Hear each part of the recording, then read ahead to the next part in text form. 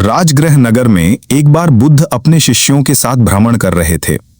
रास्ते में उन्होंने देखा कि लोग एक युवक के बारे में बातें कर रहे हैं जो हर प्रतियोगिता में जीत जाता है, लेकिन उसके चेहरे पर कभी संतोष नहीं दिखता।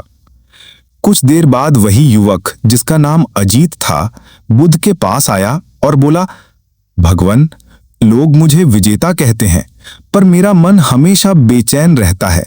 मुझे लगता है कि मैं अभी भी हार रहा हूं। बुद्ध ने शांत स्वर में पूछा, अजीत, तुम किस तरह की प्रतियोगिताएं करते हो? अजीत ने गर्व से कहा, दौड़, कुश्ती, तीरंदाजी, हर खेल में मैं पहला आता हूं। बुद्ध ने मुस्कुराते हुए कहा, तो फिर समस्या कहां है? अजीत ने धीरे से उत्तर दिया, जब कोई मुझसे बेहतर बन जाता है, मैं जलन महसूस करता हूं, मैं हार नहीं सह सकता। बुद्ध ने अपने शिष्यों से कहा, हम कल सुबह पर्वत की चोटी पर चलेंगे, अजीत भी हमारे साथ चले। अगले दिन सुबह वे सब पहाड़ पर चढ़ने लगे। शुरुआत में अजीत तेज चला और सबसे आगे निकल गया, लेकिन जैसे जैसे चढ़ाई कठिन होती गई, उसका दम फूलने लगा। कुछ समय बाद उसने देखा कि बुद्ध और उनके शिष्य बिना किसी प्रतिस्पर्धा के शांत मन से धीरे धीरे ऊपर बढ़ रहे थे। जब वे सब चोटी पर पहुंचे, अजीत थका हुआ बैठ गया। बुद्ध ने चारों ओर के दृश्य की ओर इशारा करते हुए कहा, अजीत, क्या तुमने इस सुंदरता को देखा?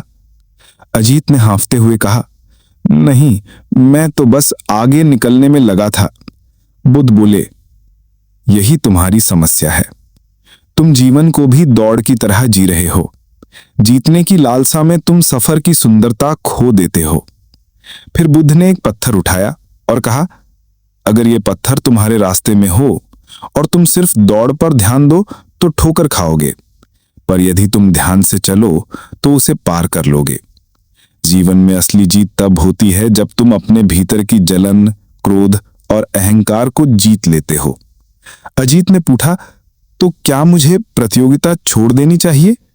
बुद्ध ने उत्तर दिया, प्रतियोगिता बुरी नहीं है, लेकिन उसका उद्देश्य दूसरों को हराना नहीं, बल्कि खुद को बेहतर बनाना होना चाहिए।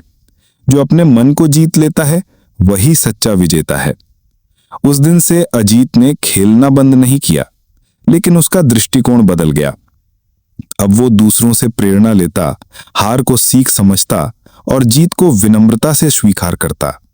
कुछ महीनों में लोग कहने लगे कि अजीत न केवल विजेता है, बल्कि एक सच्चा सज्जन भी है।